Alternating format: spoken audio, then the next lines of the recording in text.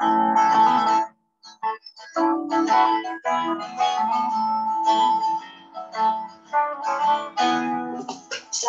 pagi kawan, apa yang kau lakukan? Berdiam diri melamun tiada guna. Isi hari-harimu dengan sejuta ilmu untuk masa depanmu. Kemarilah kawan, kita kumpul bersama, membaca bersama di sela-sela waktu. Isi hari-harimu dengan sejuta ilmu yang tertuang dalam setiap lembaran buku. Ayo baca buku, buka jendela dunia, mendengarkan buku, membuka cakrawala. Ayo baca buku, aku dan ilmu, buku untukmu, untuk kita semua.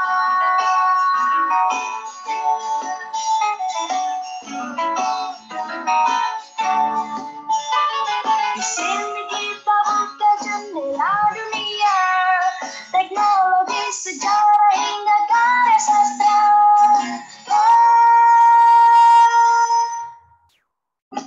Ayo baca buku, buka jendela dunia, mendengarkan buku, membuka cakrawala. Ayo baca buku, aku dan ilmu, buku untukmu, untuk kita semua. Buka jendela dunia, mendengarkan buku, membuka cakrawala. Ayo baca buku, aku dan ilmu, buku untukmu, untuk kita semua. Untuk kita semua.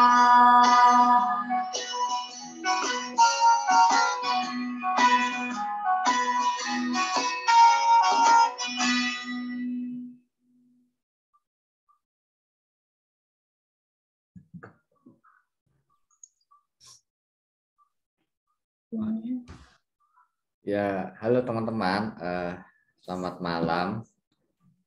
Terima kasih sudah bergabung di diskusi atau sebenarnya ini ya ngobrol santai ya, buku Kenapa Masa Depan Kita Bergantung pada Perpustakaan, Membaca dan Melamun gitu. Karena awalnya itu kita sempat berencana bikin acaranya offline gitu. Mengundang beberapa orang gitu. Cuma karena kebetulan waktunya sudah mendekati Ramadan dan kalau nunggu Ramadan sekalian bubar kok kayaknya lama, ya sudah akhirnya disepakati via Zoom aja biar lebih banyak juga sebenarnya yang bisa gabung dari mana aja gitu. Ini merupakan salah satu terbitan kami yang boleh dibilang cukup unik gitu ya. Jadi dia bukan buku utuh gitu. Ini kumpulan esai dari 3 penulis yang kebetulan memiliki tema besar yang sama, yaitu membaca, kurang lebih kayak gitu. Kemudian kami membukukan dan ternyata mendapat respon yang sangat bagus sepertinya ya untuk ukuran buku saku, buku mungil gitu. Jadi sempat tidak kami sangka juga ketika pertama kali dulu ngobrol dengan Ageng gitu sebagai penerjemah, kami membayangkan ada 8 esai gitu. Hanya saja kemudian setelah ngobrol lebih dalam, hanya kira-kira 3 esai yang benang merahnya tuh tidak terlalu jauh untuk diikat gitu. Itu jadi alasan juga kenapa hanya 3 dari sekian banyak protes yang masuk ke DM kami, karena rata-rata bilang wah ini bukunya ketipisan nih, kayaknya baru dibaca sudah selesai gitu. Jadi itu mungkin salah satu jawabannya. Di sini juga sudah ada Mas Lukman yang nanti akan ikut jadi penanggap. Beliau salah satu bisa dibilang periset atau pengamat literasi. Bukunya dulu pernah kami terbitkan juga di Gemar Membaca Terampil Menulis, dan nanti akan dipandu juga sama Suhairi nih, aktivis pengamat literasi Twitter kita nih. Jadi kalau semua info literasi atau gosip Twitter nih hampir kayaknya semua diketahui sama Suhai. Ada juga siapa nih? Ada Mbak Endah sama Pak Kosko juga nih. Pak Kosko ini salah satu yang kemarin mereview terbitan kami, dan ada Mbak Endah. Mbak Endah ini nanti harus bicara juga nih karena kebetulan beliau salah satu yang membantu kami mengegolkan izin dari artikel Neil Gaiman gitu. Nanti biar akhir-akhir beliau cerita. Mungkin untuk tidak berlama-lama langsung saya serahkan aja ke Mas Suhairi biar beliau yang langsung memandu bincang-bincang buku kita. Silakan Mas Suhairi.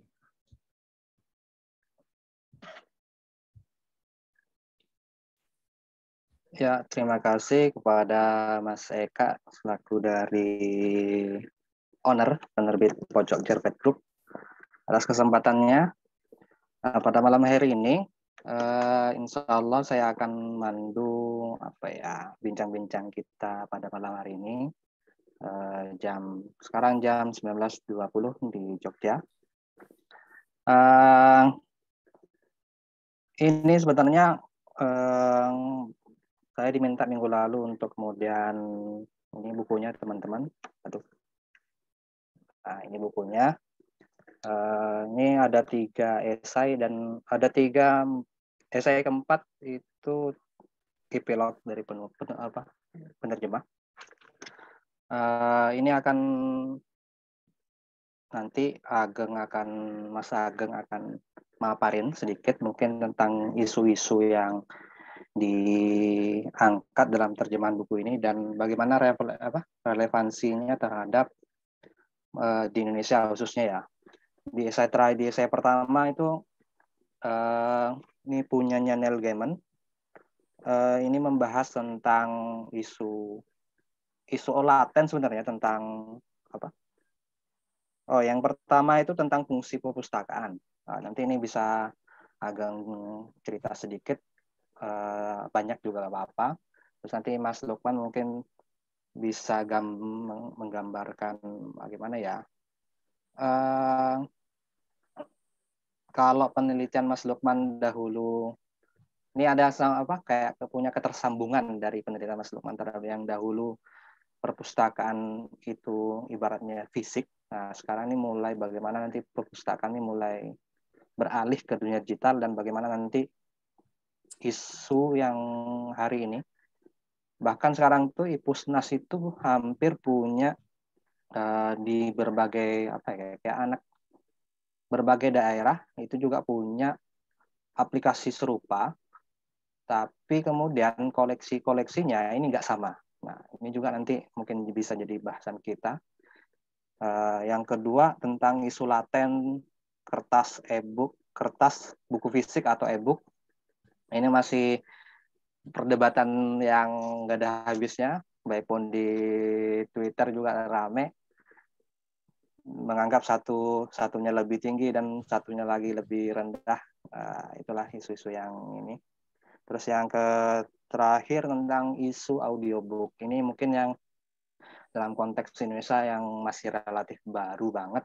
Walaupun di beberapa tahun yang lalu platform-platform audiobook ini bermunculan, tapi kemudian sampai hari ini ternyata tidak banyak yang bertahan. Nah, mungkin untuk pertama aku serahkan kepada Ageng untuk ya cerita tentang terjemahannya ini, bagaimana proses penerjemahan atau kemudian alihwana dari bahasa Inggris ke bahasa Indonesia. Mungkin itu dulu. Silakan Ageng. Terima kasih Sairi. Semoga terdengar jelas ya. Pertama terima kasih untuk teman-teman yang sudah datang ke Zoom ini. Jadi kalau saya menceritakan isi ketiga buku ini mungkin tidak akan saya usahakan untuk singkat saja karena mungkin beberapa sudah membaca, kalaupun belum ya nanti mungkin ada yang lebih baik membacanya sendiri karena bukunya sangat pendek, jadi mungkin tidak akan menyenangkan kalau saya ceritakan semua. Saya hanya akan membahas sedikit saja, semoga singkat. Jadi mungkin sudah dikatakan oleh Suhairi, ada 3 penulis di sini, Neil Gaiman, Julian Baggini, dan Maggie Graham. Ketiganya punya latar belakang yang berbeda-beda. Neil Gaiman ini penulis fiksi, buku anak terutama, juga buku komik dan horor. Julian Baggini ini punya latar belakang filsafat, dan Maggie Graham ini yang dia lulusan sastra kalau tidak salah, tapi sekarang bekerja di Google. Nah, essay pertama yang ditulis oleh Neil Gaiman ini tentang perpustakaan sebenarnya adalah pidato beliau yang disampaikan tahun 2007. Ini pidato yang mungkin cukup ikonik karena banyak sekali yang merujuk ke pidato Neil Gaiman ini untuk tahun-tahun berikutnya, bahkan sampai sekarang. Inti dari apa yang disampaikan Neil Gaiman adalah bahwa perpustakaan itu akan selalu relevan sampai kapanpun. Jadi Neil Gaiman menyebutkan salah satu seminar yang dia datangi di salah satu wilayah di Amerika, yang seminar itu membahas tentang bagaimana penjara di masa depan itu dirancang. Dan untuk memperkirakan seluas apa, sebanyak apa orang yang akan ditampung, salah satu indikatornya adalah dengan melihat melek huruf. Jadi berapa banyak orang yang akan melek huruf yang saat ini di umur 11 tahun sudah melek huruf. Karena persoalannya adalah ketika orang membaca itu adalah salah satu cara untuk orang bisa memahami bagaimana masyarakat itu bekerja. Ketika sejak kecil orang tidak melek huruf, maka terutama melek huruf untuk membaca dengan tujuan bersenang-senang, membaca fiksi terutama, ada asumsi bahwa ketika mereka dewasa atau ketika orang menjadi dewasa akan sulit untuk bisa berbaur dengan masyarakat. Ini asumsi. Tentu tidak akan jadi, saya tidak tahu tepatnya bagaimana, tapi ini asumsi yang menarik yang disampaikan oleh Neil Gaiman, dan Neil Gaiman menekankan bahwa memang membaca buku adalah sesuatu yang perlu dilakukan yang perlu dibiasakan sejak anak-anak, karena begitu pentingnya membaca untuk masa depan. Penekanan Neil Gaiman adalah bahwa perpustakaan semakin ke sini setelah ada internet itu banyak yang ditutup, karena ya mungkin ketika muncul internet juga tahun 1990 akhir dan tahun 2000-an memang orang yang datang ke perpustakaan itu jumlahnya menurun sekali. Orang merasa bahwa sudah cukup untuk memperoleh informasi dari internet, dan karenanya mungkin jumlah peminjaman buku, jumlah pengunjung itu jadi menurun. Tapi yang ditekankan oleh Neil Gaiman adalah bahwa tidak semua buku sudah ada di internet. Ada beberapa banyak buku yang ada di internet. Jadi Neil Gaiman tidak menyebut, tapi setahu saya ada di internet itu ada gelombang pengetahuan yang masuk ke internet itu kan ada gelombang-gelombangnya. Pertama adalah gelombang yang paling penting, yaitu informasi paling umum, biasanya di buku-buku babon. Nah, gelombang ini yang biasanya ada di buku-buku umum, buku-buku bacaan umum. Nah, pengetahuan yang spesifik, yang mendetail itu masuknya ke gelombang yang berikutnya. Semakin mendetail, semakin belakangan. Di bagian itulah kemudian perpustakaan-perpustakaan yang koleksinya tidak umum, yang koleksinya spesifik, itu dapat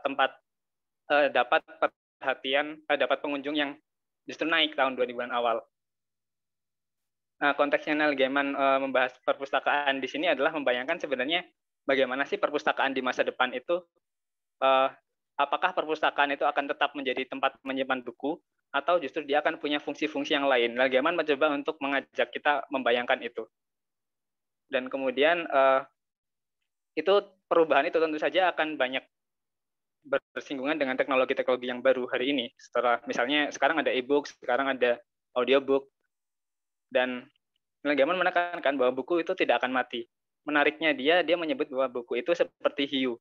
Jadi hiu itu kan spesies yang sangat tua, dia sudah ada sejak dinosaurus ada, tapi ketika dinosaurus punah, hiu masih ada sampai hari ini karena memang hiu sudah lebih baik dari hiu, dia tidak perlu berevolusi lagi untuk tetap bertahan hidup. Dan buku seperti itu, menurut Neil Gaiman, bahwa sampai kapanpun buku akan tetap punya tempat, dan perpustakaan adalah tempat untuk menyimpan itu.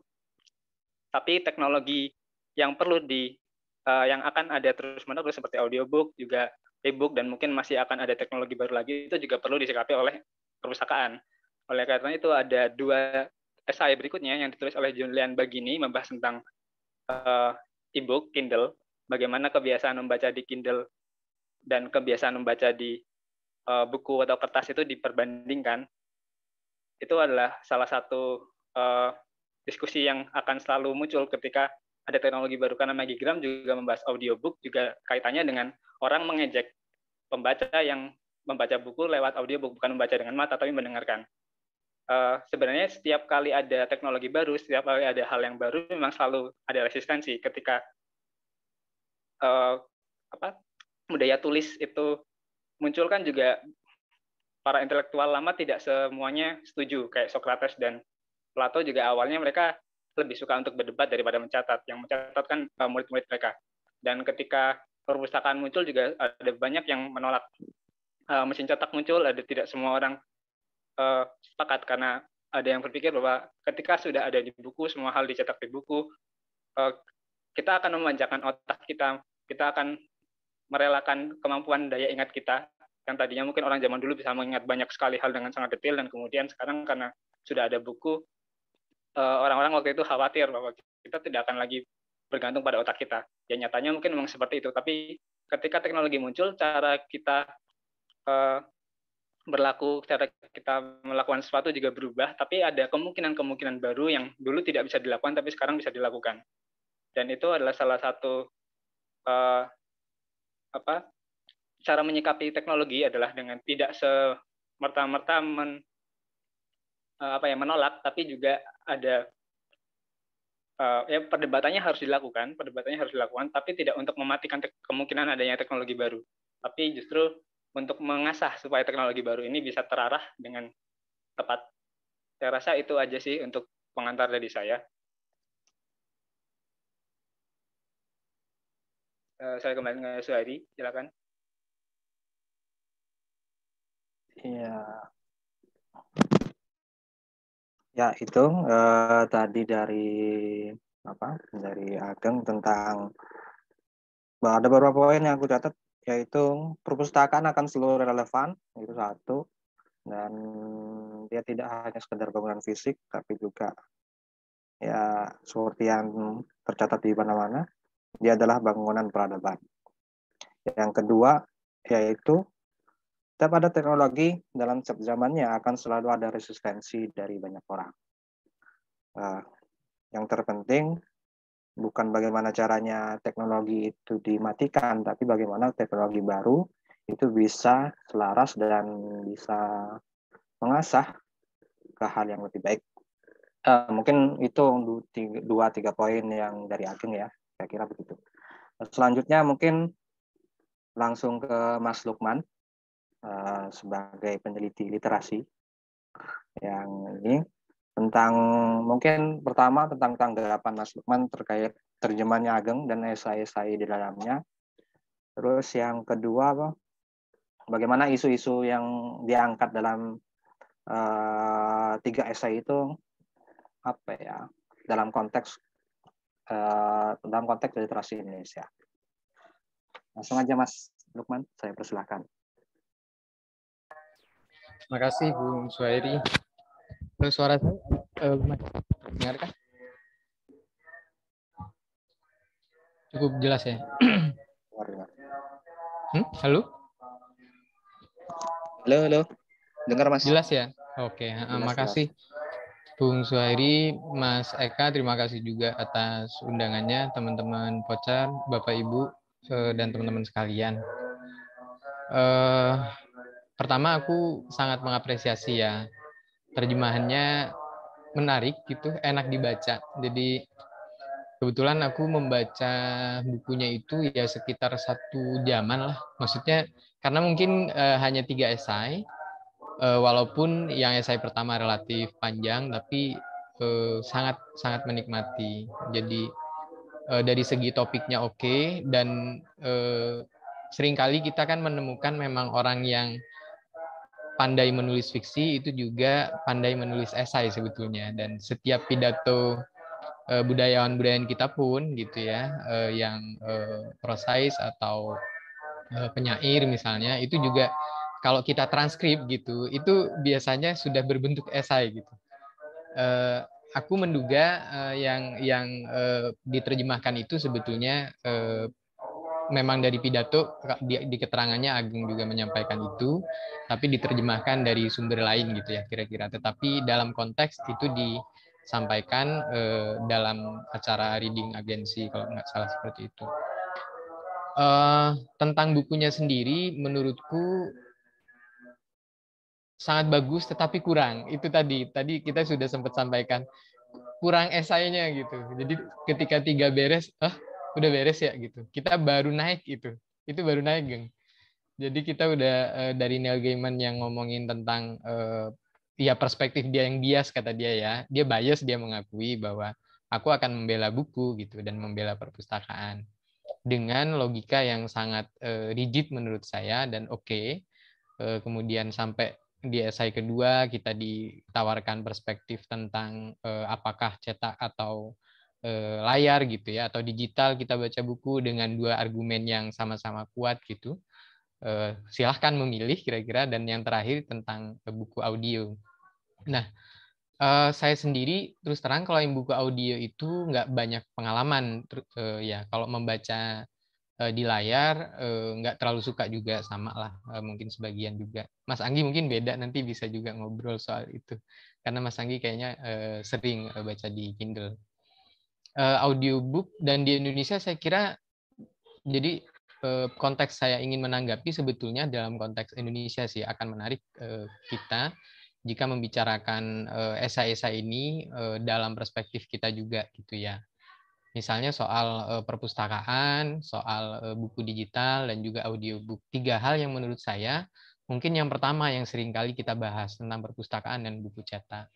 Buku digital itu memang beberapa ada yang bilang perkembangannya ketika di akhir-akhir ini, terutama ketika pandemi, itu relatif juga meningkat, walaupun nggak semeningkat di Cina misalnya. Sebelum pandemi di Cina itu tumbuh ratusan juta, teman-teman, sekitar 200-an juta pembaca baru justru dari HP gitu. Justru dari HP, artinya ada novel-novel baru yang diterbitkan dan itu banyak penggemarnya. Di kita sempat booming misalnya di Wattpad ya, mungkin sekarang masih beberapa remaja-remaja kita juga membaca via Wattpad, cuman itu tidak jadi sesuatu yang kontinu. Terkait dengan konteks Indonesia tadi, saya ingin menyampaikan beberapa hal sebetulnya. Pertama, terkait dengan riset-riset kita ya. Sejauh ini kan kita selalu percaya pada ukuran PISA misalnya terkait dengan literasi, karena itu mengukur kecakapan, literasi, numerasi, dan sains. Kemudian ada juga untuk yang kelas awal atau kelas 1, 2, 3 itu EGRA namanya, Early Grade Reading Assessment kalau nggak salah. Mengakses atau menguji untuk kecakapan membaca di kelas 1, 2, 3 itu. Nah, karena saya juga kerja di Kemdikbud ya, mencoba memahami nalarnya itu kenapa sih PISA ini jadi penting gitu. Pertama, ini memang tidak bisa lepas dari ekonomi politik global lah, bahwa ya Barat, kapitalisme, globalisasi gitu ya, neoliberalisme gitu, itu ya memang kuat dimanapun termasuk di Indonesia. Perspektif pendidikan kemudian mengarahkan anak-anak didik kita untuk siap kerja sebetulnya ke sana. Jika literasinya baik, maka dianggap akan lebih siap bersaing tentu saja. Dilihat dari satu perspektif, ini nih kemudian menjadi penting gitu, karena kalau kita mengabaikan ini juga kita akan kalah bersaing tadi gitu kira-kira. Ketika dites usia 5, kan PISA itu hanya ngetes usia 15 tahun. Mungkin ada yang kelas 3 SMP, mungkin ada yang kelas 1 SMA sampelnya itu. Ketika dites kita ternyata untuk ukuran bahasa Indonesia misalnya itu kalau nggak salah urutan 70 sekian gitu ya dari 80 anggota negara yang disurvei misalnya, sangat rendah gitu. Ternyata setelah ditelisik ini ada kaitannya, pertama dari kecakapan anak kelas 1, 2, 3 kita itu gitu. Jadi anak kelas 1, 2, 3 terutama di daerah yang tidak terpapar PAUD, TK, dan juga tidak terpapar banyak bacaan sehingga terlambat menyukai buku, belum pada menyukai buku nih Mas Ageng. membaca aja belum gitu, nggak bisa. Bahkan kelas 3 ketika dites, misalnya membaca sederhana satu kalimat, itu tidak lancar atau lancar tapi tidak mengerti isi kalimatnya. Ini ternyata ada yang namanya Matthew Effect gitu, efek Matthew namanya, di mana kecakapan yang rendah tadi itu kemudian diakumulasi menjadi dalam tanda kutip ya, persoalan atau kebodohan yang terus gitu sampai dia di jenjang-jenjang berikutnya. Ketidakcakapan ketika dia kelas 3, kelas 4, kan dia terus naik tuh. Dan pelajarannya semakin berat, semakin berat. Akhirnya siswa tidak banyak belajar gitu. Karena kecakapan memahaminya, menganalisisnya itu sangat rendah. Nah, kita belum ngomongin gemar membaca tadi ya. Nah, tetapi yang menarik dari tes PISA juga adalah hasil dari tes PISA tadi juga menunjukkan karena PISA itu tidak hanya ngetes ini ya, kecakapan membaca saja, tetapi ada juga survei untuk mengetahui latar belakang sosial, ekonomi gitu ya, kebiasaan membaca dan sebagainya. Diketahui di situ misalnya siswa yang punya hobi membaca atau kesenangan, kegemaran membaca itu ternyata poin PISA-nya, literasinya itu jauh lebih tinggi gitu. Sekitar berapa ya, belasan poin atau 20 poin lebih tinggi dari yang tidak bisa atau tidak gemar membaca. Sehingga disimpulkan bahwa siswa yang gemar membaca itu berarti ya memang lebih mungkin atau lebih mudah terpapar banyak teks, sehingga pemahaman dan analisis terhadap pertanyaan yang diajukan itu juga lebih paham gitu ya untuk menjawabnya. Ini ternyata juga di dalam konteks riset yang lain, misalnya ada yang namanya itu extensive reading ya, mungkin teman-teman juga sempat pernah mendengar extensive reading dan intensive reading. Kalau extensive reading itu membaca untuk kesenangan sebetulnya. Jadi dia banyak baca berbagai sumber yang dia sukai gitu. Itu kegiatan namanya extensive reading. Dan extensive reading ini ternyata memang terbukti mampu meningkatkan kecakapan literasi tadi gitu. Literasi berbahasanya, literasi tulisnya. Jadi misalnya ada anak-anak yang kemudian dia suka, maksudnya dibuat gemar membaca dan dia karena kegemarannya itu kemudian membaca banyak teks, banyak buku gitu. Kemudian ketika dites, baik tertulis, lisan gitu, misalnya diajak ngobrol, bahasanya, kosakatanya lebih banyak, menulisnya juga lebih oke gitu. Itu ternyata dampaknya sangat besar, teman-teman. Jadi pada intinya berbagai riset itu ingin menunjukkan bahwa semakin gemar membaca, ya otomatis sebetulnya literasinya juga relatif semakin meningkat. Nah, lalu kondisi kita gimana gitu ya? Kondisi kita gimana? Kunjungan ke perpustakaannya gitu ya, atau membaca bukunya. Ada beberapa ukuran sebetulnya yang bisa kita gunakan, walaupun nggak semuanya itu ideal. Yang pertama dulu kita bisa gunakan data BPS. Data BPS itu ada pertanyaan-pertanyaan kunci sebetulnya di BPS itu. Setiap 3 tahun dia survei namanya Susenas, Sosial Ekonomi. Susenas itu apa ya? Pokoknya Susenas lah, aku lupa singkatannya. Susenas MSBP namanya. MSBP-nya itu Modul Sosial, Budaya, dan Pendidikan. Di mana di situ ditanya tentang kebiasaan membaca. Jadi misalnya apakah membaca buku dalam 1 minggu terakhir, apakah mengunjungi perpustakaan dalam 3 bulan terakhir, apakah mengakses internet, itu ada pertanyaan itu. Data itu ada. Terakhir MSBP itu 2021. Jadi nanti akan ada lagi 3 tahun kemudian, 2022, mungkin 2023 ya. Baru ada lagi gitu. Nah, data terakhir 2021. Selain itu, ada juga data dari Perpustakaan Nasional. Perpustakaan Nasional mengadakan survei sendiri dan menyusun namanya Indeks Kegemaran Membaca. Paling tinggi Jogja ya. Sepertinya Jogja, saya lupa yang terakhir 2021 kemarin.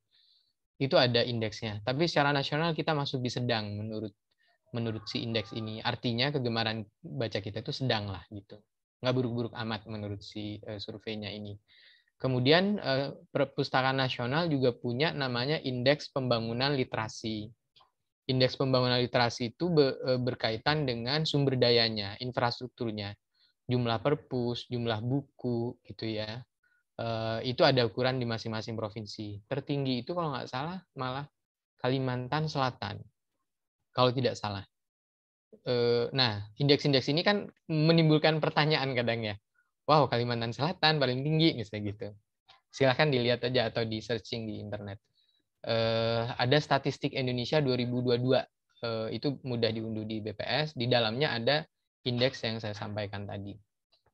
Nah, kami sendiri, saya dengan beberapa teman di Pusat Penelitian Kebijakan di Kemdikbud, sekarang sih namanya udah jadi Pusat Standar dan Kebijakan Pendidikan ya.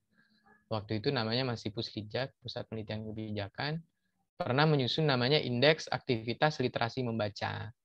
Jadi yang pengen kita ukur adalah aktivitas literasi membacanya, gitu. Nah, kita simpulkan secara nasional kita masih masuk di rendah, dan secara perbandingan antar provinsi paling tinggi itu DKI, Jogja, dan Kepulauan Riau kalau tidak salah. Itu menggunakan data BPS tadi yang saya ceritakan, menggunakan data pokok pendidikan di sekolah terkait dengan perpustakaan dan lain-lain. Itu kemudian kita analisis. Nah, angka itu politis kan ya teman-teman ya. Ketika kita nyusun itu kita masih namanya juga masih peneliti belia lah ya, yang nggak tahu politik gitu, tapi bahwa angka itu kemudian disukai atau tidak oleh pejabat gitu ya. Kita pengennya menunjukkan bahwa memang kondisinya kayak gini gitu, tapi pengambil kebijakan itu punya logika sendiri gitu. Jadi kalau kita juga belajar kebijakan publik mungkin paham juga terkait dengan hal ini bahwa kebijakan itu ya lahir dari berbagai macam faktor gitu ya, ada faktor politis gitu ya, relasi sosial macam-macam gitu, termasuk masukan dari peneliti ini, dan itu bagian kecil sebetulnya. Ternyata hasil kami ini nggak disukai lah kira-kira, nggak semua happy gitu, bahkan ada 2 jam kami pernah dimaki-maki gitu karena mempresentasikan itu oleh salah satu pejabat setingkat menteri lah, nggak perlu saya sebutkan, karena dia nggak suka angkanya, dia tidak suka dengan angka itu gitu. Tapi ketika kami kejar bahwa kan kondisinya memang seperti ini, memang kondisinya seperti itu, bahwa di sebagian besar tempat di Indonesia itu belum seluruhnya bisa mengakses buku gitu. Kami tunjukkan datanya dan mereka tetap nggak suka. Nah, kaitannya dengan buku yang diterjemahkan Ageng tadi, misalnya bagaimana juga kalau dari cita masa kecilnya gitu ya, dia kan suka buku karena dia nggak jauh lah dari perpustakaan gitu. Saya bayangkan nggak semua orang di Indonesia itu ya dekat ya dengan perpustakaan gitu. Agak bersyukur kalau di sekitarnya ada taman bacaan, justru itu lebih menarik daripada perpustakaan kalau di Indonesia ya. Justru taman bacaan yang beberapa saya temui langsung itu lebih ramah gitu terhadap anak-anak daripada perpustakaan. Kalau ke perpustakaan kadang udah buku anak-anaknya itu belum tentu oke. Kecuali di beberapa tempat kita lihat memang bahkan disediakan tempat bermain dan sebagainya itu oke. Termasuk di perpustakaan saya ke sana juga oke gitu. Tapi di banyak tempat perpustakaan daerah itu ya begitu gitu. Perpustakaan sekolah juga kadang seringkali begitu. Jadi gudang buku paket misalnya. Ini juga hal-hal yang saya kira ngomongin literasi itu belum baik karena belum rata tadi gitu. Mungkin di beberapa tempat seperti di Jogja kita lihat perpustakaan kota atau perpustakaan provinsinya itu waktu saya kemarin kuliah juga menyenangkan lah di sana itu. Bahkan buka 24 jam kemarin ya sebelum Covid itu di perpustakaan kota misalnya. Mungkin itu sih. Mungkin kalau boleh usul Mas Eka, sebetulnya ngumpulin esai kayak punya Pram yang itu loh, yang dia cerita soal Multatuli itu, yang The Book That Killed Colonialism ya kalau nggak salah judulnya, di New York Times ya, itu menarik sekali aku pikir Mas Eka. Jadi esai-esai tentang buku gitu, mungkin ditulis oleh orang-orang Indonesia, buku-buku tentang Indonesia gitu itu juga menarik. Aku nggak tahu padanannya tapi sih, apakah ada esai-esai lain selain yang punya Pramudia ya? Karena itu sangat sangat kuat ya esainya Pram itu, menceritakan bagaimana Multatuli itu berpengaruh besar gitu ya terhadap kemerdekaan kita gitu. Itu sih, makasih teman-teman. Sudah, mohon maaf juga terlalu lama. Ya, itu tadi dari Mas Lukman terkait bagaimana cerita soal apa infrastruktur perpustakaan di Indonesia. Ternyata di banyak tempat ini masih belum merata, dan juga ini terkait indeks hanya 3 kota tadi yang dijelaskan Mas Lukman, Jakarta, Jogja, dan Riau, yang punya indeks gambaran baca tertinggi di Indonesia. Mungkin aku tanya sama Mas Lukman satu dulu sebelum nanti teman-teman silakan, nanti kalau ada yang mau bertanya silakan kalau di ini pokoknya silakan notice di kolom chat, nanti bisa buka kameranya. Ini Mas Lukman terkait IPUSNAS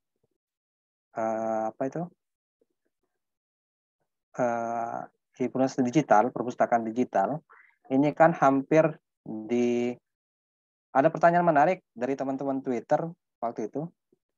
Kan ini kan buku sudah digital di IPUSNAS. Ada beberapa buku itu misalkan stoknya cuma 20 dan itu ngantrinya lama banget. Nah, bagi ini pertanyaan polos dari teman-teman di Twitter itu, kenapa kemudian buku itu nggak limited gitu loh, tanpa kayak logika, bukan seperti logika minjem di perpustakaan fisik maksudnya. Nah, mungkin itu pertanyaan dari aku. Iya.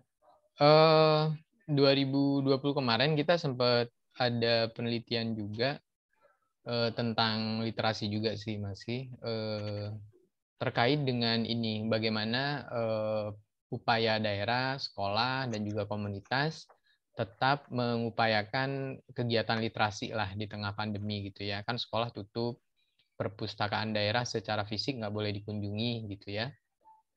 Salah satu inovasinya itu ternyata memang mengembangkan perpustakaan digital. Yang sudah ada menambah koleksi, yang belum punya itu mulai bikin. Termasuk perpustakaan kota Jogja kalau tidak salah kemarin itu juga baru mau bikin. Itu bayangkan ya. Mungkin karena Jogja terlalu enak, nyaman dengan kunjungan fisik sebelum pandemi, jadi dia nggak kepikiran buat mengembangkan yang digital gitu. Aku juga kaget. Jogja baru bikin gitu. Baru akan bikin, jadi baru dapat tender gitu. Sementara yang lain nggak di Tegal, walaupun ya gitu ada, tapi ya kurang lebih gitu. Di Bandung relatif lebih oke misalnya. Nah, IPUSNAS itu memang salah satu ikonnya menurutku yang relatif oke. Perpustakaan Kemdikbud juga ada digitalnya. Tapi memang Bung Suhairi nggak bisa juga kecuali dia memang copyright-nya udah dilepas oleh si pemilik bukunya. Itu baru bisa unlimited gitu ya untuk peminjamannya. Nah, buku digital yang ada itu sebetulnya memang diberikan dengan, aku nggak tahu tapi enkripsi tertentu lah, maksudnya dia dikunci sehingga dalam waktu tertentu dia udah nggak bisa dibaca kalau udah habis waktunya misalnya. Dan jumlahnya juga gitu. Jadi misalnya ada pengembang yang kerjasama dengan Gramedia, ada salah satu sekolah yang waktu itu kami kunjungi juga, itu kerjasama dengan Gramedia, dia langsung dapat jatah misalnya 1.000 buku untuk perpustakaan sekolahnya gitu. Nah, itu nggak bisa nambah kecuali beli lagi gitu. Kecuali dia menambah dari buku-buku yang copyright-nya lepas. Misalnya ada PDF buku-buku terbitan Kemdikbud, misalnya baik buku pelajaran, buku fiksi maupun buku pengayaan, itu nggak masalah. Pokoknya buku yang diterbitkan Kemdikbud itu publik lah ya, sebagian besar seperti itu. kalaupun ada pengarang yang menulis gitu, itu biasanya udah beli putus. Maksudnya dia memang kita minta buat nulis. Misalnya kayak buku pelajaran itu walaupun ada namanya itu tetap boleh dicetak oleh percetakan, tapi dengan harga eceran tertentu untuk penjualannya gitu. Jadi nggak perlu bayar royalti lagi karena udah dibayar oleh Kemdikbud. Nah, ini berkaitan sama itu sih sebenarnya, isu royalti, isu copyright ya sebetulnya gitu. Jadi seperti menyelesaikan masalah tapi nambah masalah baru ya maksudnya. Bisa minjem tapi nggak, antrinya banyak, apalagi se-Indonesia. Jadi Pusnas tuh banyak ya. Apalagi buku-buku yang hype itu. Iya, betul. Aku juga nggak pernah berhasil meminjem yang oke-oke itu di Pusnas. Iya, iya. Mungkin dari audiens yang hadir, apakah ada yang mau tanya atau memberikan tanggapan, silakan.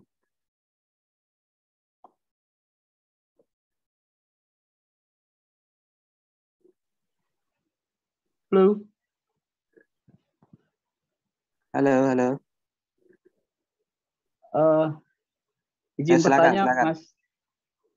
Saya Rama silakan. dari Dewantara Institute.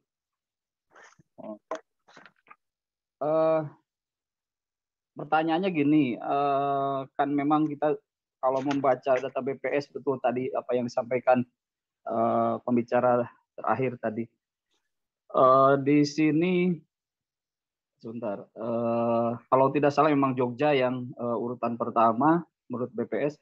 Tapi ketika kita juga membaca misalnya laporan kunjungan di Perpusnas misalnya, atau beberapa hal yang berhubungan dengan melek baca atau literasi, saya nggak tahu ya itu apakah juga sudah menghitung atau mempertimbangkan perpustakaan pribadi yang berserakan itu, karena selama ini juga pemerintah juga tidak punya data terkait dengan perpustakaan pribadi yang dimiliki di beberapa orang itu. Karena kan kalau mengukur hanya misalnya, saya nggak tahu apakah juga pemerintah punya data, kalau TBM mungkin iya mereka punya, yang pustaka bergerak juga nggak tahu mereka datanya lengkap atau enggak. Tapi yang paling penting kan bagaimana caranya pemerintah membuat satu link besar misalnya terkait dengan akses buku di mana saja gitu ya. Jadi kalau nasional ada Perpusnas, di daerah ada Perpusda, kabupaten kota, di desa sampai di desa bahkan ada perpustakaan desa yang entah terakses atau enggak gitu ya. Bahkan di sekolah ada namanya pojok literasi dan sebagainya. Nah, keberadaan perpustakaan pribadi dan perpustakaan komunitas yang spesifik tema itu biasanya saya kira pemerintah belum punya data besar untuk itu, apalagi melakukan ngelingkan isi perpustakaan di dalamnya. Dulu Jogja sempat ada yang menginisiasi gitu ya. Jadi perpustakaan pribadi itu didata. Jadi ketika datanya ada, katalognya ada, orang butuh tidak didapatkan di perpustakaan daerah atau di perpustakaan nasional misalnya, ada di perpustakaan pribadi, itu mungkin menjadi alamat gitu ya. Nah itu data besar itu sebenarnya kewajiban siapa sih? Apakah kewajiban Perpusnas sebagai representasi negara atau siapa? Mungkin itu Mas pertanyaannya. Terima kasih. Oke, mungkin ini langsung aja jawab Mas ya. Iya, Mas siapa? Maaf tadi. Mas Rama. Yang dari Dewan. Rama, Mas Rama. Mas dari Dewantara Institute ya. Iya, dari Dewantara Institute. Mas Rama, makasih. Saya yakin data yang dimaksud Mas Rama itu belum ada kalau terkait dengan perpustakaan pribadi ya. Dan betul juga bahwa kalau taman bacaan dan pustaka bergerak itu relatif ada datanya. Saya bilang relatif karena datanya ada, tapi updating datanya, pembaruan datanya yang kadang tidak dilakukan secara berkala gitu. Dan pemerintah sendiri punya inisiatif untuk melakukan, misalnya melalui donasi buku kemdikbud.go.id itu, di situ berkumpul terutama tahun bacaan ya, sebagian ada pustaka bergerak juga. Tapi nggak dipilah datanya gitu. Jadi sebagai data dia nggak bagus gitu. Misalnya saya mau pakai datanya itu jadi agak kurang oke lah untuk dianalisis. Tapi relatif bisa menggambarkan bahwa di provinsi A misalnya berapa sih jumlah tahun bacaan itu relatif ada. Pustaka bergerak juga gitu, dan waktu saya nulis buku itu ya berhubungan dengan Bang Nirwan itu waktu itu rajin sekali mereka update simpul-simpul pustaka bergerak se-Indonesia. Jadi langsung ketahuan mana yang kira-kira masih kosong di provinsi mana, kabupaten mana waktu itu gitu. Tapi data bukunya sendiri itu belum nge-link. Jadi dia baru tercacah gitu ya kira-kira seperti baru terhitung sebagai simpul-simpul pustaka. Simpul-simpul di mana ada taman bacaan gitu. Tapi bukunya apa saja, koleksinya apa saja sehingga bisa katakanlah bisa dipertukarkan gitu ya kalau ada peminjam yang butuh, itu belum, sama sekali belum terjadi. Yang terjadi justru mungkin di perguruan tinggi, di perpustakaan umum itu pakai jaringan mereka. Ada Senayan Library itu ya dulu ada aplikasinya untuk melingkan antar perpustakaan sehingga tahu, oh aku nyari buku ini tuh adanya di perpustakaan ini. Mungkin nggak bisa langsung dipinjam via perpustakaan daerahnya, tapi dia bisa tahu kalau dia berkunjung ke Jakarta, misalnya dia bisa ke Senayan, bisa ke Perpustakaan Nasional atau Perpustakaan Jakarta mana gitu ya. Itu misalnya bisa diketahui di mana buku itu berada sehingga bisa diakses nanti kalau memungkinkan. Tapi secara umum perpustakaan pribadi itu memang bukan kewenangan pemerintah atau siapapun sih gitu ya. Ini juga perlu dipahami bahwa ada perbedaan antara yang disebut dengan perpustakaan umum dengan misalnya kalau museum gitu. Makanya nggak bisa orang sembarangan bilang itu museum karena nggak publik gitu. Jadi kalau dia belum publik, masih galeri pribadi misalnya, artinya orang nggak boleh berkunjung secara bebas, artinya ada jadwal tertentu untuk kunjungan gitu ya, seperti museum pada umumnya, maka dia nggak bisa ngeklaim sebagai museum. Begitu juga dengan perpustakaan umum. Nah, perpustakaan umum ini kan rujukannya Undang-Undang Perpustakaan itu ya, belum diperbarui juga, dan itu sangat sangat bias ya boleh dibilang, tapi bias juga karena yang rujuknya kan selalu ke perpustakaan dalam makna modernnya, sehingga taman bacaan komunitas yang katakanlah belum mengkatalogisasi jumlah bukunya belum 1.000 misalnya dalam jumlah minimal yang mereka tetapkan itu nggak bisa masuk terhitung sebagai perpus misalnya. Cuman kan teman-teman tahun bacaan kan nggak peduli ya, ngapain kita repot-repot menamai sebagai perpustakaan kalau nggak dibaca. Justru begitu teman-teman aktivis literasi itu kan gitu. Jadi justru bukunya itu yang penting digunakan, dibaca, disenangi. Katalogisasi itu justru belakangan, biasanya mereka gitu. Karena bikin kegiatan buat menyenangkan anak-anak itu udah capek, dan kegiatan mengkatalogisasi itu juga relatif capek juga ternyata gitu. Dan selain itu bedanya dengan perpustakaan nih, tapi ini yang konvensional ya, mungkin sebagian sudah nggak kayak ini. Perpustakaan konvensional tuh kadang kalau buku hilang gitu ya, buku dicoret-coret itu kan marahnya minta ampun ya pustakawannya. Nah, kalau teman-teman tahan bacaan tuh kadang bedanya justru mereka seneng kalau buku itu lecek karena berarti digunakan, dibaca gitu. Atau hilang gitu. Itu hilang.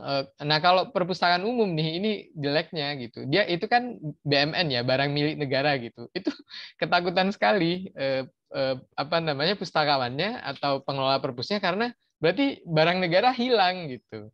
Ini juga ya problem ya saya kira gitu, problem juga. Padahal bahkan Hairil Anwar juga nyolong buku kan gitu ya, jamak kita ketahui lah. Maksudnya buku itu berarti digunakan. Itu perspektif teman-teman tahun bacaan justru menurut saya jauh lebih bebas, lebih asik gitu untuk menumbuhkan kegemaran membaca itu justru lebih kena gitu dibanding mungkin perpustakaan konvensional. Walaupun tentu saja ya ini juga ada catatan kakinya. Nggak semua perpustakaan umum sekarang kayak gitu, nggak. Banyak juga yang udah bagus gitu. Misalnya di Perpustakaan Surabaya, ini waktu itu masih Risma ya, saya nggak tahu sekarang nih. Karena saya datang ke sana dari 2015, kemudian 2019, dan 2020. Itu bagus sekali Surabaya, teman-teman. Jadi kota yang dikelola dengan, ini soal lain saya nggak tahu, tapi soal literasinya relatif saya paham di sana. Bagaimana Risma itu paham bagaimana supaya anak-anak bisa berjumpa buku di sekolah, berjumpa buku di lingkungan rumah gitu. Jadi kalau dia di sekolah itu, sekolah-sekolah harus punya perpustakaan yang terstandar. Jadi jumlah bukunya, jenis bukunya itu sesuai dengan jenjang. Dan dibayar digaji direkrut pengelola yang tidak hanya cuman mengkatalogisasi buku gitu, tapi bikin kegiatan, ada mendongeng, ada bikin literasi ambasador gitu, kayak duta baca atau apa, penghargaan, apresiasi buat siswa itu, termasuk bikin buku. Nah, nanti ketika jam pulang sekolah, si pengelola perpustakaan sekolah ini dia ke perpustakaan RW. Risma udah siapkan ada perpustakaan RW di situ yang nggak jauh dari rumah-rumah anak-anak ini. Nah, ketika pulang sekolah mereka kemudian bisa belajar kelompok, bikin proyek apa macam-macam itu di perpustakaan RW itu, termasuk ibu-ibunya gitu. Ini nggak terjadi bahkan di Jakarta yang ya APBD-nya jauh lebih gede kan ya, lebih kaya gitu. Dan Anies pula kan.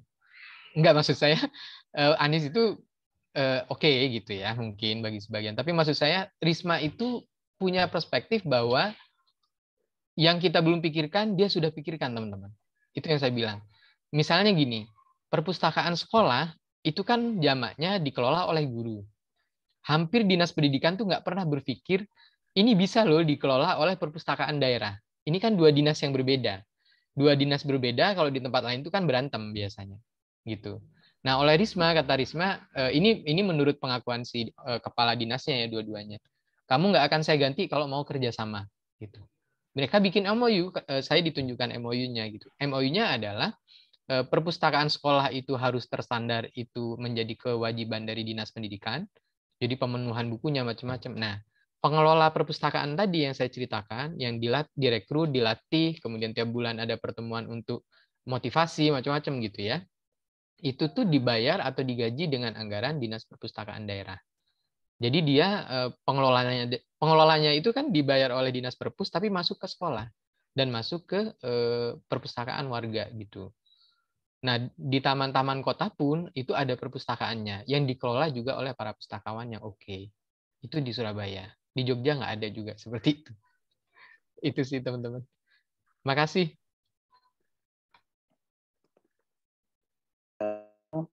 Itu dari pertanyaan dari Mas Rama. Nah, selanjutnya ini teman-teman, mungkin ini selanjutnya saya minta mungkin Mbak Endah buat cerita bagaimana dapat izin.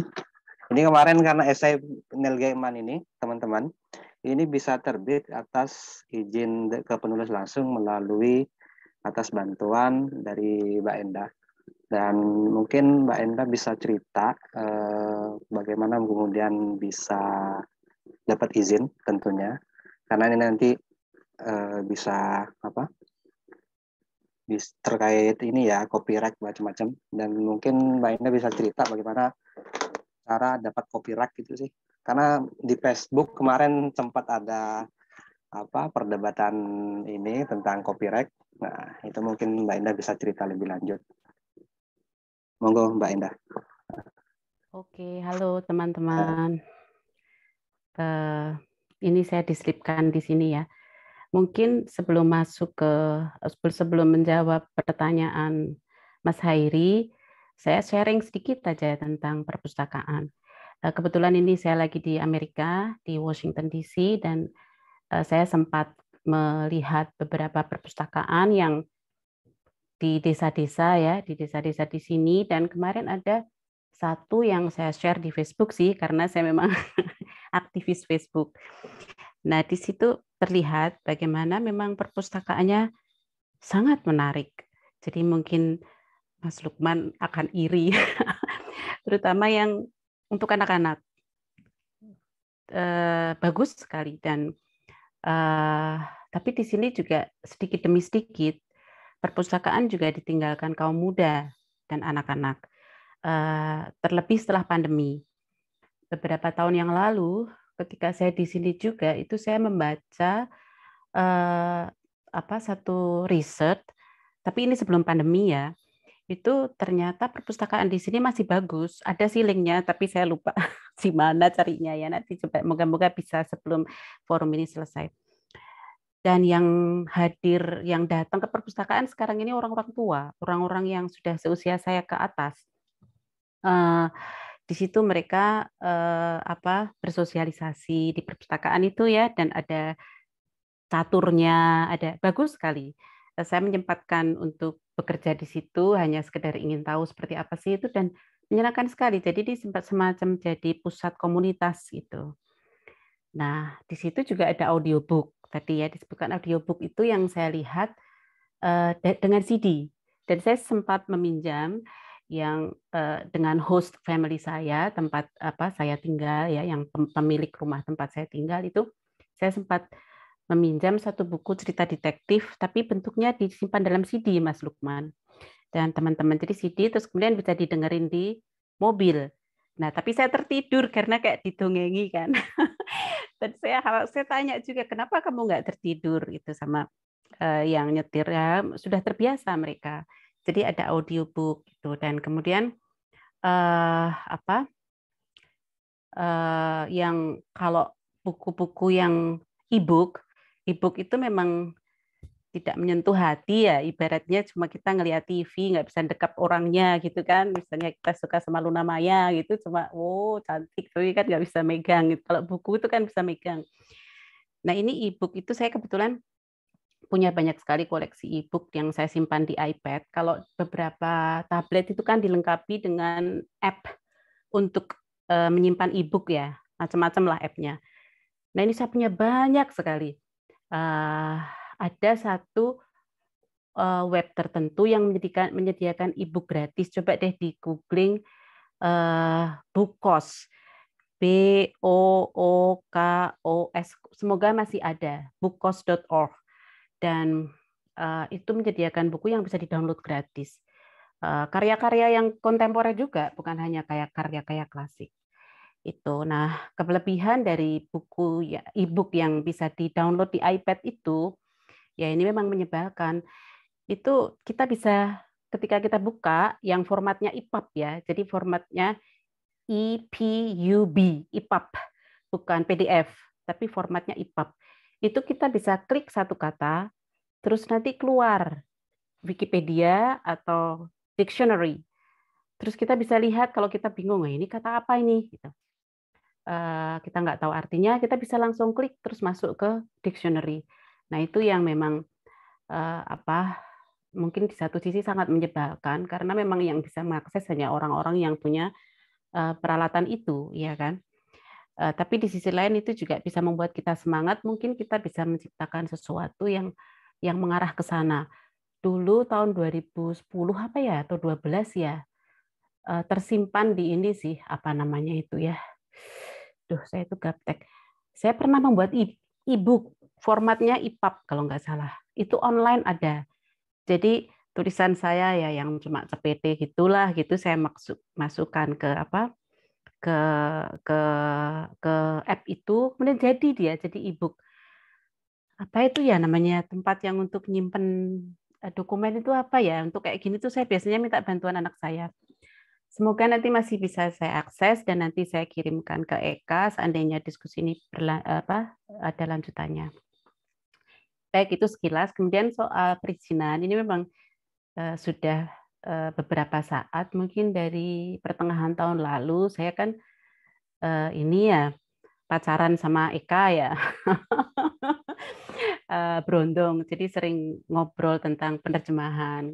Saya juga membantu untuk menerjemahkan. Dibayar juga sih, makasih ya Eka. Dan ini kebetulan kemarin saya ada satu buku yang saya terjemahkan untuk Pojok Cerpen nanti, tapi ini nggak boleh publish dulu, jadi tidak akan saya disclose. Nah, di tengah-tengah itu setelah berhasil, Kemudian Eka cerita kalau dia mau menerbitkan ini esai ini dari 3 Neil Gaiman, terus siapa tadi itu yang 2. Nah kebetulan dari Neil Gaiman ini dia nggak segera mendapat respon. Terus dia cerita, oke deh. Kemudian saya carikan,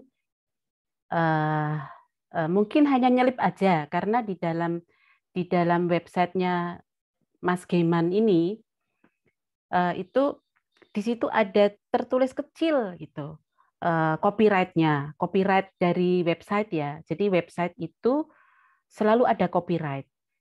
Nah, di copyright itu di situ jelas, waduh penerbitnya siapa, lupa siapa ya Eka mana nih, kayaknya lagi ngeloni si anu nih. Oke, Hadir. oke. Nah, di situ tuh ada sebenarnya. Lalu itu saya lacak, ketemulah gitu, ketemu dan kebetulan karena saya punya counterpart di Amerika, saya minta tolong untuk coba deh dilacak. Kebetulan ketemu sampai ke alamatnya di NYC dan ada nomor teleponnya. Nah, nomor telepon dari Amerika kan ya murah ya, kalau dari Indonesia kan mahal. Nah, akhirnya mentor saya itu menelpon dan gato. Jadi gato ketemu dan akhirnya hanya lewat email. Terus sebenarnya ini dia si agen itu namanya siapa? Siapa namanya ya? Eka ya namanya Izul siapa namanya itu? Ya oke lah Izul siapa namanya?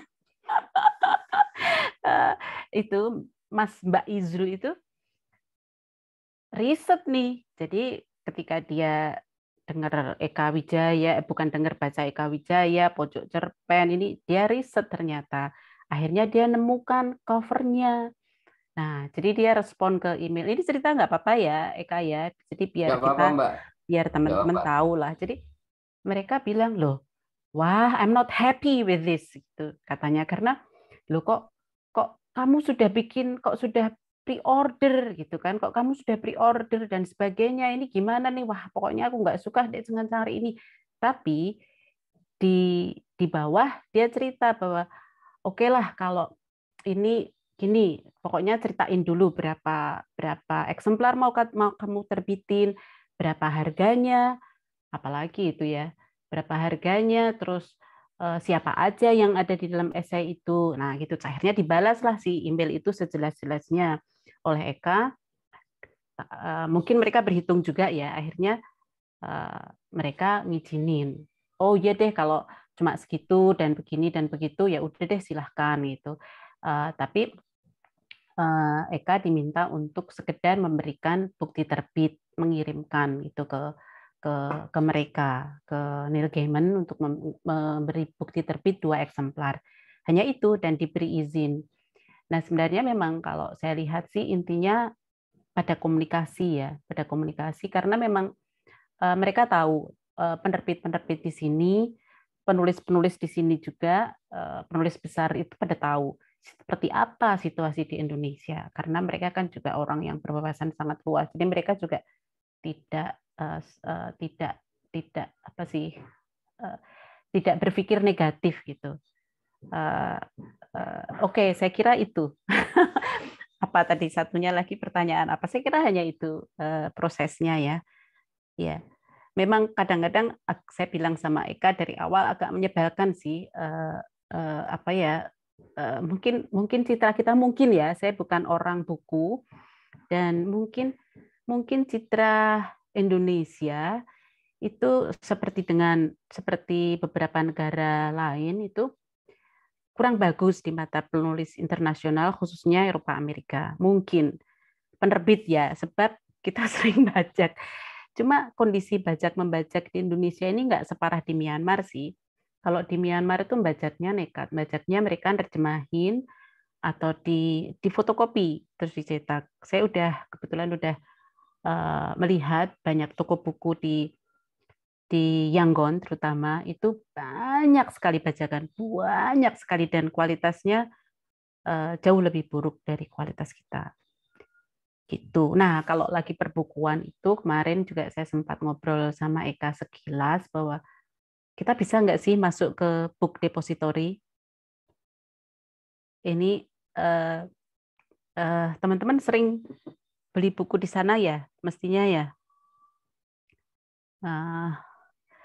Jadi ini gimana ini kok hilang saya. Nah, itu karena buku di book depository itu, kalau kita membeli buku di sana itu cetakannya itu nggak selalu bagus. Ini menunjukkan bahwa buku-buku itu dicetak bukan di negara penerbit asalnya. Gitu. Ini sih saya mengangkat isu lain sih ya, mumpung ketemu teman-teman perbukuan. Iya, siapa tahu nanti buku-buku kita termasuk yang bahasa Indonesia bisa dijual di sana.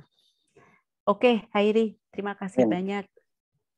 Iya, Mbak, itu tadi terkait ini teman-teman proses izin dari Neil Gaiman. Ya, ini ada satu pertanyaan tentang ini dari Mas Kosko. Ini Mas Kosko mungkin sekalian bisa ngobrol. Sebelum nanti mungkin Mas Eka atau dari Fitri yang selaku layouter bisa cerita soal bagaimana mendesain buku terjemahan ini dalam bentuk buku elektronik atau audiobook. Nah, ini mungkin Mas Eka atau Fitri bisa ngasih tanggapan. Iya, biar dibantu Fitri ya.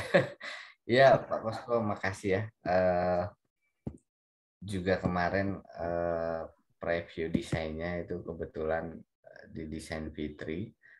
Memang pada dasarnya desain kami suka white space gitu, jadi kayaknya ideologi desain kami nih paduan antara pustaka jaya dan bentang budaya. Tidak terlalu yang rumit-rumit gitu, yang penting kayak kanvas gitu putih, terus kemudian kita tempeli entah itu gambar, entah foto, maupun belakangan Fitri membawa nuansa baru, kolase gitu. Dan bayangan kami itu memang baru sampai di tahap buku fisik, Pak Kosko. Kalau audio malah kami belum kebayang. Dulu di Jogja terutama itu ada perusahaan audiobook namanya Listeno, sempat mengajak kami untuk kolaborasi, cuma kalau tidak salah perusahaannya pada akhirnya keburu, kami sempat tag 1 apa 2 buku, tapi waktu itu masih penerbitnya waktu ketika masih OAK ya, jadi kami sempat diminta untuk, mereka meminta izin 1 apa 2 buku gitu, tidak salah sudah sempat tag, cuma kemudian tidak berlanjut lagi perusahaannya terutama. Kalau dalam bentuk e-book sendiri, kami secara teknis sudah ada bayangan, tapi kami belum benar-benar mengeksekusi karena baik judul kami yang memang belum banyak, market e-book kami yang belum terbentuk, itu salah satu pertimbangan. Tapi kalau secara gagasan desain sih kami punya bayangan karena kami merasa e-book itu bisa membuat kami membuat produk buku yang lebih berwarna gitu, lebih apa ya, lebih ya misalnya kayak gini nih Pak Koso. Kami merasa secara teknis e-book tuh bisa memudahkan kami membuat buku dengan banyak warna, banyak gambar tanpa harus memikirkan ongkos produksi kan. Misalnya kita nyetak warna fisik itu kan mahal banget itu. Nah, sedangkan kalau kami bisa menggeser itu ke e-book, itu kami ngerasa lebih bisa membuat banyak hal yang lebih variatif. Kalau di buku fisik kan kami main aman tuh, hitam putih, foto penulisnya juga hitam putih, teksnya paling kalaupun ada yang di bold dia masih hitam putih, jadi benar-benar warna yang kalau dicetak tidak mahal. Kalau di e-book misalnya sampelnya kayak gini, kami ngerasa jadi bisa lebih hidup gitu, lebih bisa memanjakan mata pembaca, tidak jenuh gitu. Dan Mas Inal, salah satu layouter yang kebetulan selalu kami pakai, adalah salah seorang yang sering memberi kami rekomendasi tentang bagaimana ke depan kalau buku-buku kami pada akhirnya dibuat format e-book. Jadi itu cukup membantu banget sih. Kalau untuk sekarang yang jelas kami belum melakukan, Pak Koso, mungkin mungkin 2-3 tahun lagi kali ya Pak ya. Mudah-mudahan kami jalan terus, terutama ketika buku kami sudah lebih banyak dan memang market ibu kami itu sudah terbentuk. Mungkin begitu kali ya. Oh iya, terima kasih juga tadi Mbak Enda sudah menjelaskan banyak gitu. Jadi Mbak Enda sama Lex memang adalah yang membantu kami mengegolkan izin. Jadi waktu itu emang izinnya Neil Gaiman ini nggak keluar-keluar gitu. Kami sudah kirim surat ke agennya. Kalau Julian Baggini cenderung lebih cepat. Jadi kami ngirim kayaknya 1 hari atau 2 hari dia bilang, oh ya boleh silakan aja. Cantumkan aja medianya. Nah, Neil ini kami sempat beberapa kali baik agennya, medianya, sama apa lagi ya. Bahkan kami DM langsung gitu. Jadi segala cara lah karena kami merasa harusnya ini tidak sulit karena satu esai, cuma karena nggak gol-gol kami gemes, deadline semakin dekat ya udah keburu PO gitu. Tapi akhirnya dibantu Mbak Enda Malek akhirnya gol juga izinnya, jadi cukup melegakan gitu. Ini sebenarnya kami mengulangi zaman siapa ya, penerbit Jogja dulu pernah ada nih yang kayak gini. Semoga saya tidak salah ya, apa Mas Eka? Ya. Jadi yang suatu hari mereka tuh meminta izin untuk diterjemahkan, akhirnya diizinkan. Jadi nggak perlu raik dan lain-lain, jadi benar-benar minta izin aja dan diizinkan gitu sih. Itu aja Mas Suhail. Oke, Fitri ada tanggapan nggak? Ada tanggapan dari pertanyaan Pak Kosko? Oh iya, sebelumnya makasih ya Pak Kosko sudah memberi apresiasi untuk desain ini di Instagram. Mungkin Pak Kosko nggak ingat, tapi saya dulu dipresisi Pak.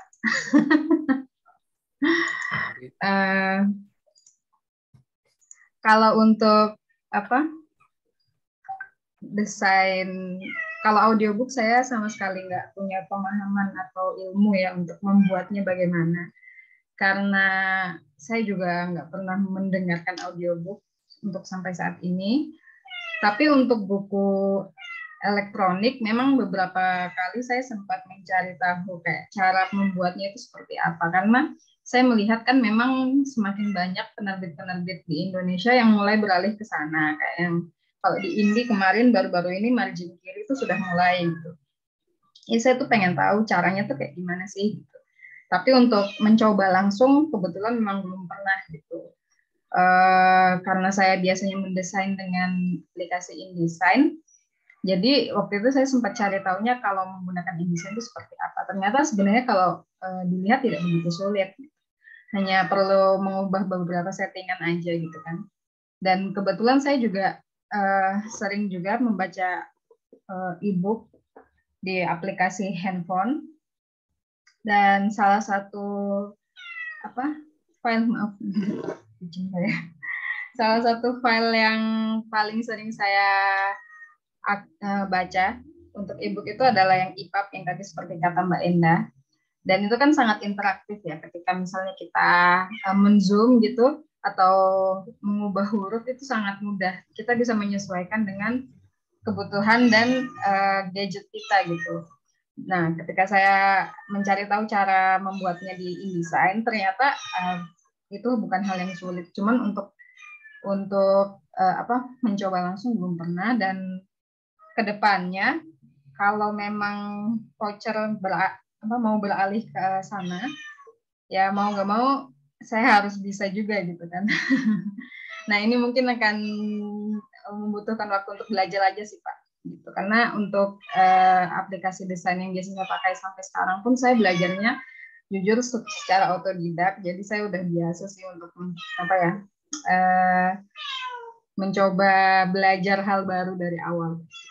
Dan untuk bentuknya mungkin tadi seperti yang tadi Mas Eka tampilkan, yang saya tampilkan, yang dirujuk Mas Eka dengan warna seperti itu ya. Karena memang kan untuk buku elektronik kita tidak perlu membayar biaya cetak dan otomatis kita tidak perlu membayar kayak menentukan berwarna atau tidak ya, kan itu sudah bukan masalah lagi gitu. Dan kalaupun di voucher misalnya kita mau beralih ke arah sana, saya pikir itu hal yang bagus ya, karena selama ini buku elektronik yang saya baca, meskipun memang kebanyakan adalah novel dan lebih banyak teks, untuk warnanya pun masih hitam putih, sama aja sih sebenarnya, cuman bedanya tuh cuman di interaktifnya aja. Nah, itu yang saya merasa oke lah, mungkin saya bisa mulai belajar dari sekarang, karena memang kebutuhan perubahan teknologi baca sekarang kan sudah sangat jauh gitu ya. Kayaknya sebagai desainer pun harus mulai berlari untuk mengejar itu. Mungkin itu sih. Terima kasih. Saya kembalikan ke Suhairi. Oke, terima kasih Fitri. Sudah menjelaskan terkait ini, sharing terkait layout buku di Pocer. Oke, teman-teman. Ingat, tadi kan Mas Lukman nyinggung terkait artikel Pram gitu yang sudah ditautkan di chat. Mumpung ingat, jadi Mas Lukman, saya kira hampir tidak ada yang tidak mau menerbitkan beliau ya Mas. Cuma saya kira salah satu kendalanya adalah izin tentu saja gitu. Jadi saya kira beberapa teman sudah sempat coba untuk tanda kutip memburu karya Pram, terutama yang sebelumnya belum pernah diterbitkan atau merupakan karya lepas kayak yang tadi Mas Lukman kirim. Cuma rata-rata itu tadi kendalanya adalah perizinan. Jadi semoga kedepannya yang hal-hal terkait izin tuh lebih mudah didapat gitu, karena ya itu tadi biar kita lebih banyak bisa baca karya-karya Pram, terutama yang tercecer tadi. Itu aja sih, mumpung ingat. Makasih. Oke. Ya, ini soalnya kalau buku Pram ini agak sulit, dan yang tersedia ya paling yang masih cukup ada di pasaran itu tetralogi sih. Sementara judul-judul lain sudah mulai jadi koleksi dan sangat langka. Kalaupun ada, harganya sudah ada yang hampir, kemarin nemu di Twitter arus balik ya, itu ada yang jual 5 juta, cukup mahal ya. Oke, dari teman-teman, apakah ada yang mau ditanggapin lagi? Ada yang mau bertanya, silakan.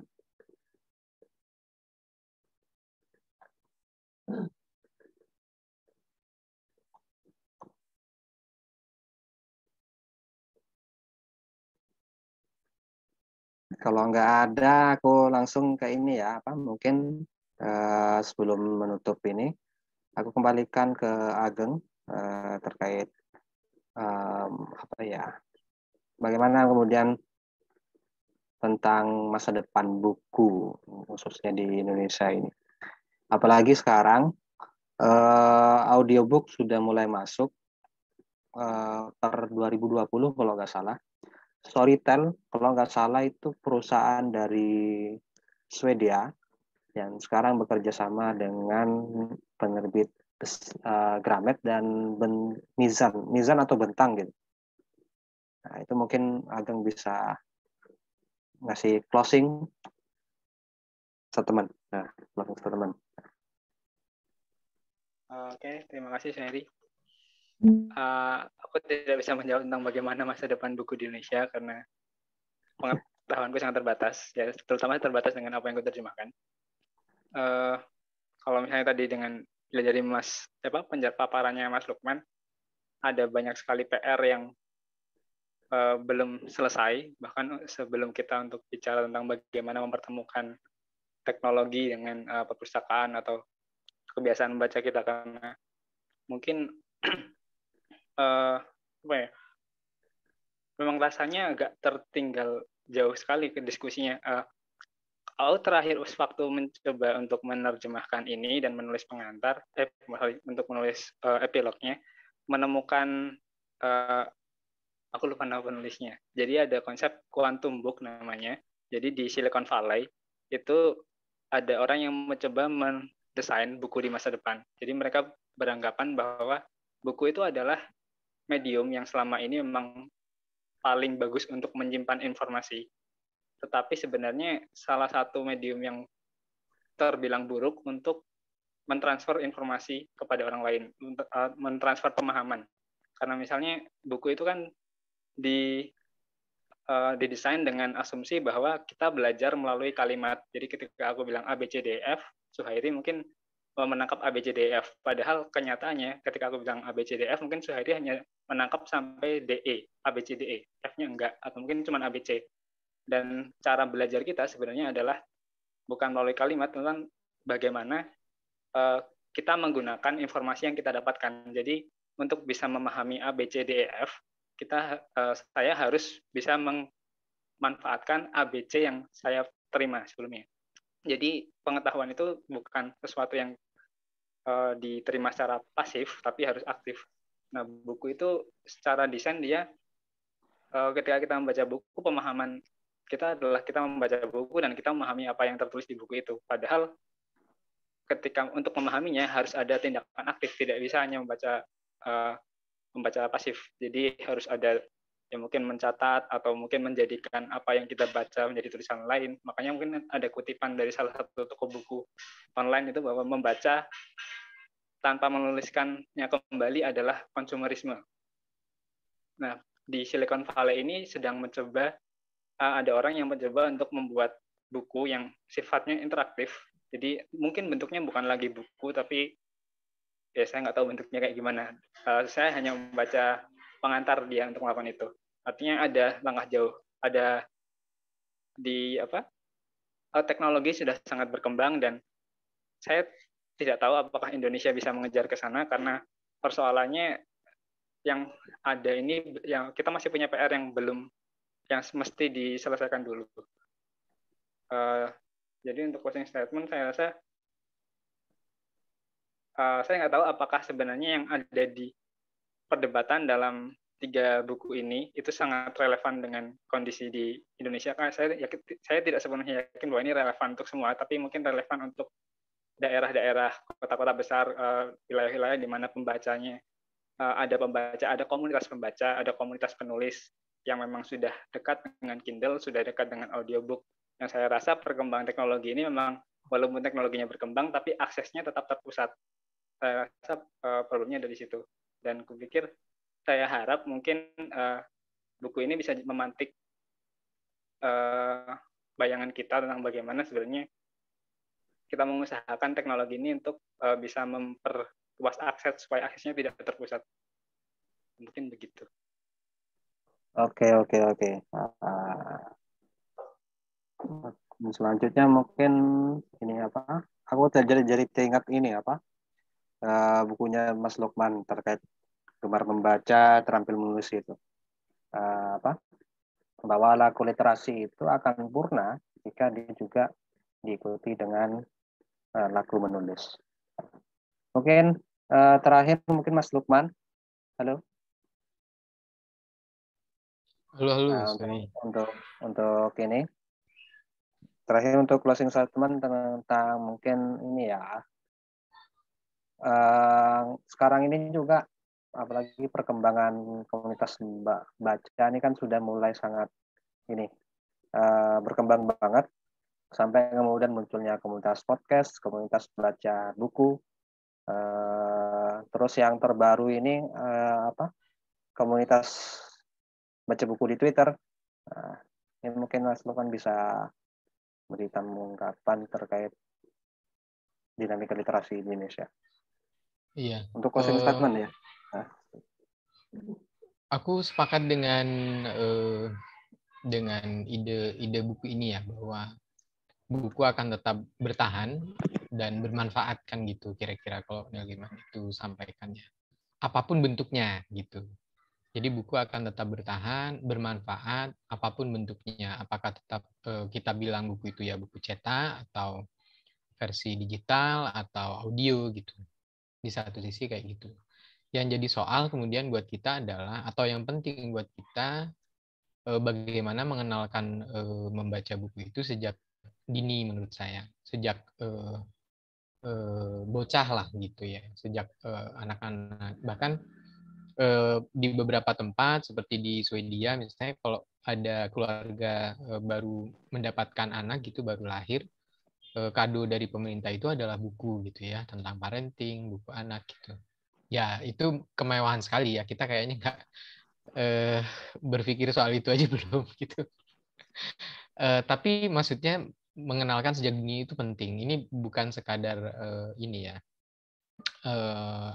apa ya, bentuk etis tertentu. Ini soal bagaimana menjaga bahwa kita hidup di tengah gempuran berbagai hal gitu. Kita memang seringkali menyalahkan teknologi informasi, gawai gitu ya, televisi, YouTube. Tapi di saat yang sama itu tidak bekerja keras untuk mengenalkan buku gitu. Jadi adanya itu ya komplain doang gitu. Jadi orang dewasa misalnya komplain, sekarang remaja lebih suka TikTok gitu, lebih suka nonton video pendek, bikin YouTube, jadi apa namanya YouTuber dan sebagainya. Nggak mau baca buku gitu.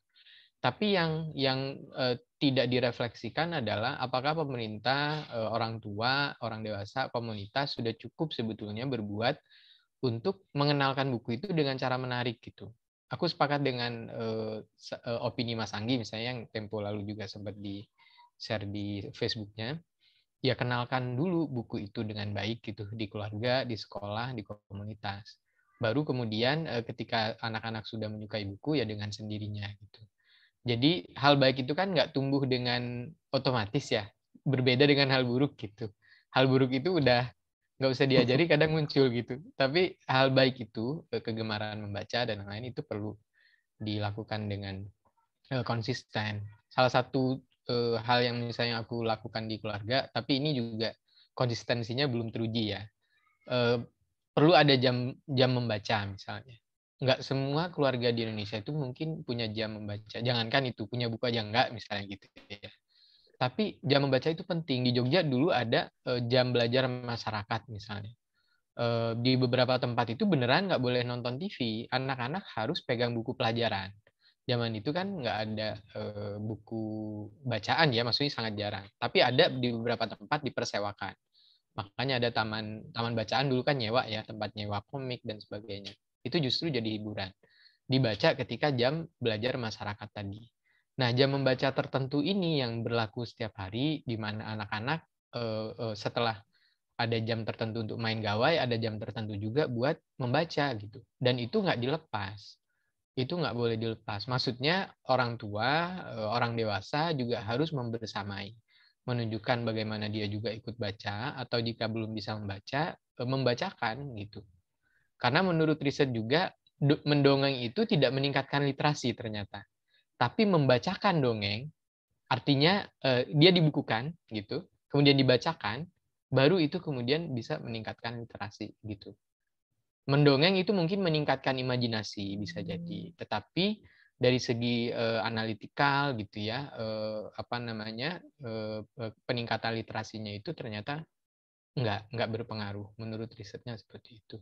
Sehingga kemudian ada banyak sekarang ya penganjur membaca lantang gitu, read aloud untuk anak-anak. Jadi dibacakan gitu, ditunjukkan gambarnya, dibacakan hurufnya, maksudnya ceritanya gitu, dan ya seperti membaca cerita dengan menarik gitu sehingga anak-anak juga tertarik. Menurutku itu sih, jadi orang dewasa juga bertanggung jawab, tidak hanya menghakimi kenapa anak sekarang, anak remaja, anak-anak nggak suka baca, ya karena mungkin dia kurang bekerja keras untuk membentuk kultur itu sendiri gitu. Walaupun secara struktural orang dewasa juga bisa membela diri, aku juga terlambat gitu baca bukunya.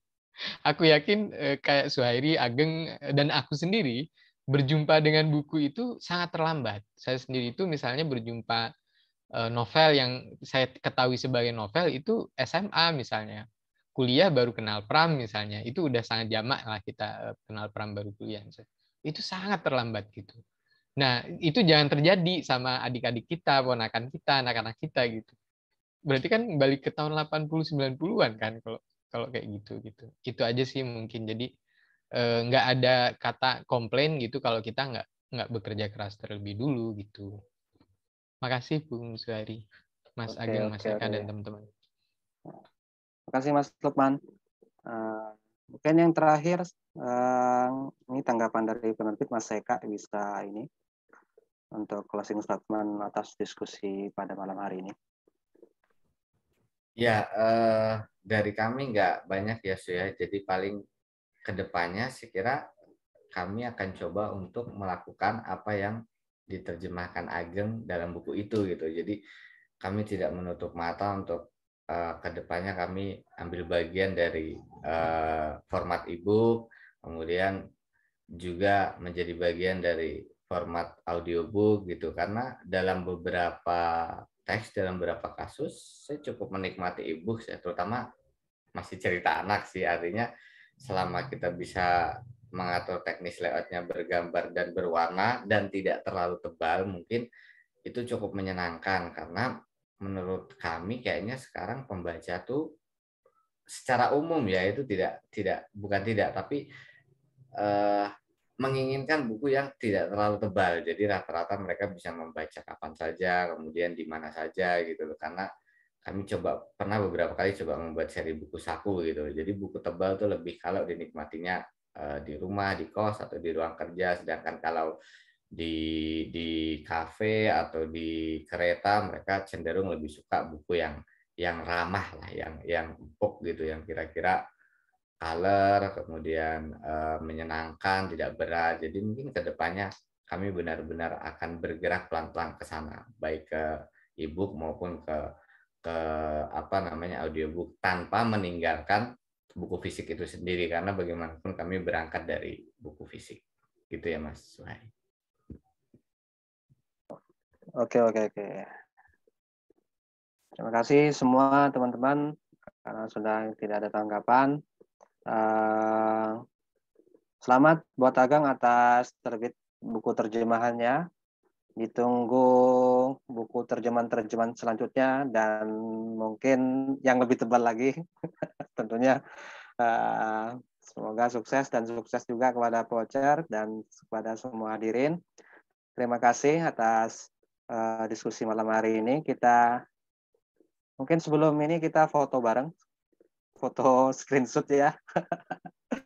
Silakan. Ageng kayaknya baru ini ya, Ageng kayaknya baru ketemu Mbak Endah ini ya. Kamu harus banyak belajar nih, Gang. Ya, belajar sama senior penerjemah. Saya yang harus banyak belajar dari yang muda. Gimana sih?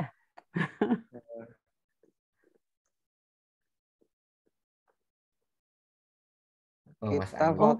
Oh iya, ini ada apa itu buku-buku kecil itu ya, buku-buku kecil itu kayaknya ini kan buku kecil ya, itu kayaknya kalau saya lihat sih banyak di tempat-tempat umum, terus maaf ya Hairi sebentar, itu kayak di museum segala macam itu dijual dan kecil sekali, hanya aduh kapan ya, saya nggak punya contohnya tapi kecil, dibuat tipis, dibuat kecil dan ini Pak. Ya kurang lebih segitu dan di desain lucu dan itu di sini harganya jadi murah kalau di $2, $3 gitu ya. Nah ini bisa untuk biasanya untuk ini kayak souvenir dan itu buku yang bagus, bukan kemudian apa sih, bukan buku-buku yang bagus. Jadi kayaknya mungkin bagi pegiat literasi nih penting juga ini diekor si Eka Voucher ini, jadi mengekor gagasannya, mengembangkan gagasan dia untuk menerbitkan buku dalam format yang kecil-kecil. Oke, itu aja. Udah, silakan kalau mau teman-teman mau difoto silakan buka kameranya masing-masing. Mas Anggi udah nggak gondrong nih. Wah, ada Mas Iqbal. Ini DA ini siapa? Halo Mas Iqbal. Ini yang paling kita foto ya. Mungkin yang belum menyalakan video bisa dinyalakan. Mas Iqbal ini cukup sering komen di statusnya Mbak Endah nih, Mbak Endah. Ya. 1, 2, 3. Oke. Sekali lagi. 1, 2, 3. Oke, sudah. Oke. Makasih teman-teman. Terima kasih teman-teman semua. Terima Sampai kasih jumpa. semua. Yuk, Sehat-sehat. selamat malam. Yuk. Selamat malam. Malam. Di sini siang. Yuk, sehat semua. Makasih ya semuanya. Ya, sama-sama, Tadi Mbak. Mbak Enda bilang di Amerika, Suhai langsung kayak kaget. Mungkin saya kiranya Oke. beda di Kaliurang kan. Oh iya. Oke, yuk. Makasih ya. Yuk. Ya, Makasih, Mbak Enda. sama-sama.